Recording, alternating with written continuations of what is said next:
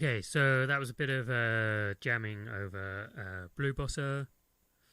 Yesterday, I was going to make a video like this, and while I was playing, a few things came up. I noticed I was comping some nice, like, interesting replies in my left hand. I was doing things like.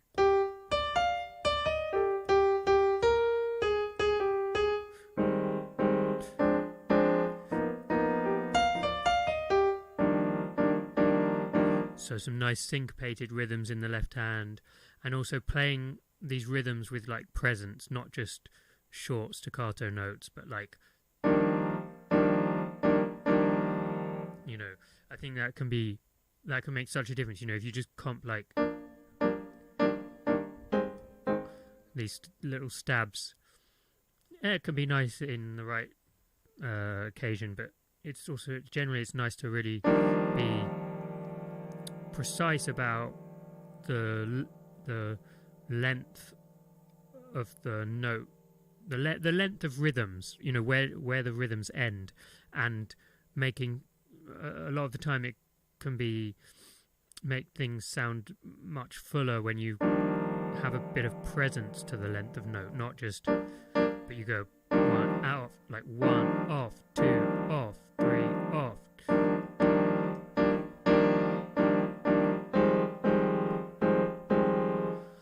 So that was one thing that came up. Another thing, I was playing quite a lot of repeated notes, and sort of, getting into that vibe of just repeating a note, and you can build up quite a lot of tension from doing that, and just then playing around with it, mixing up the rhythm. I was talking about that a bit. Anyway, the video that turned out the backing track wasn't sounding in the stream, so I deleted that video. Then I was going to do another one this morning. I started another one this morning, and I started talking about how there was quite a different vibe to the way I was playing this morning. I was hammering out some things.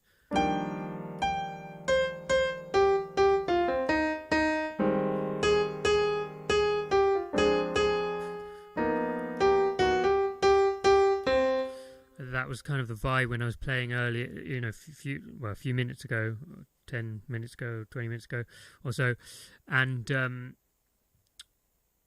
so, yeah, that was the vibe this morning. It was like I was in the mood to just hammer things out really clearly and be a bit almost combative, and like just, yeah, that was just what I was feeling as I was playing earlier today.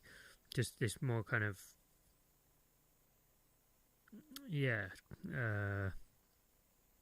almost kind of obstinate combativeness of just hammering out notes and just sort of enjoying that way of playing this morning.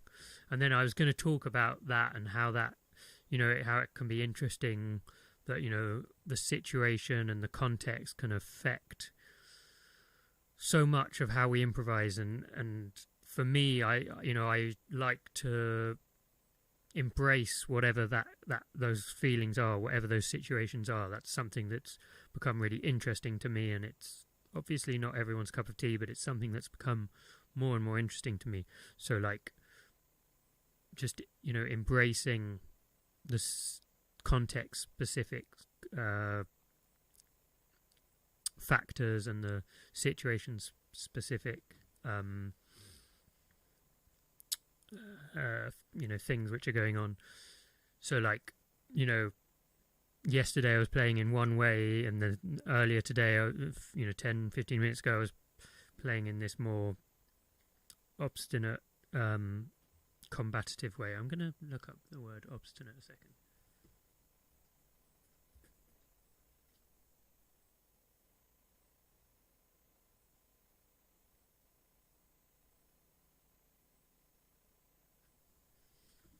Not sure it's quite the right word, but it'll do. So yeah, that was the way I was feeling to play earlier today. And then I was going to talk about that. Like, yeah, so it's interesting how one like, and something I mentioned also, and I've sort of mentioned this before on another stream, like I ate some chocolate earlier, so in Ayurveda, Ayurvedic in the Ayurvedic system, they describe that as rajasic. So yeah, it can make you a bit more kind of less peaceful, more active, more forward moving, and more perhaps a bit more wild, a bit more active and moving rather than peaceful, all that kind of thing. So yeah, I ate some chocolate, so I was in that kind of mood, and that was affecting my playing. Other times when I'm improvising, maybe I go to a gig and I'm tired and not feeling super energetic. Sometimes it can be really hard to find to work with those situations where you're just not really having the energy to play music and play with energy, play with excitement. That's another situation that I have to work with sometimes.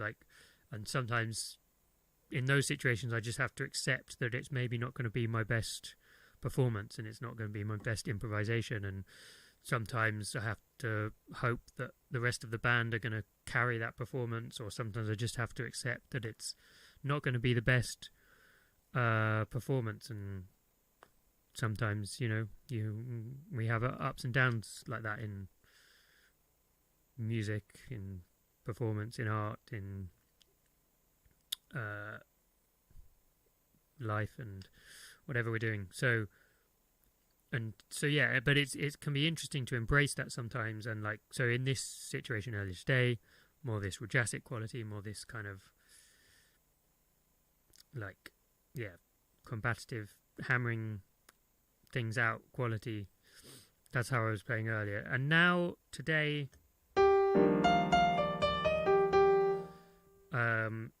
what was I doing just now? Yeah, I guess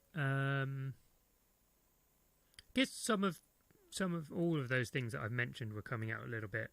And I guess another thing that came to mind was how playing some wrong notes sometimes can really be the most tense things we can play. So if I'm playing on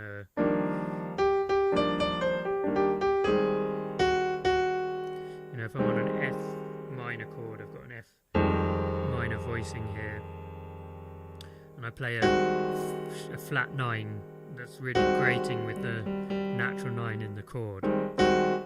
That can be such a tense thing, and often people don't really talk about playing wrong notes in such a clear way. They talk a lot about playing the right notes and what are the right scales, what are the right chord tones, and all that stuff is super great and important. But also exploring the wrong notes can be super interesting, because they can give the music so much character and such much more kind of much a really great depth of intensity sometimes.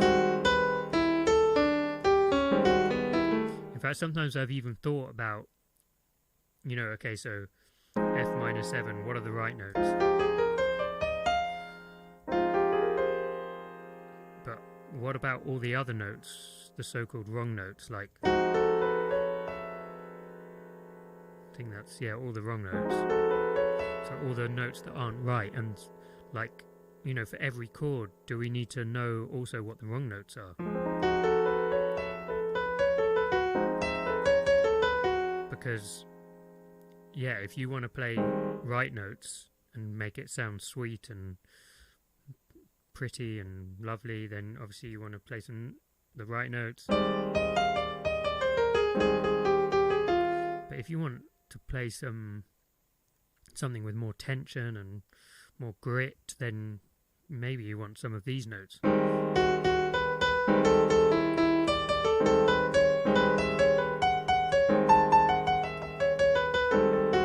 So it probably makes sense to learn what they are and know where they are, in all the different situations, all the different chords and all the different chord progressions. We want to know where the wrong notes are as well as where the right notes are. So that's something that came up when I was playing just now. Okay, I think I'm going to end that video there because quite a few things that I've touched on there, and maybe I'm going to do another one straight away.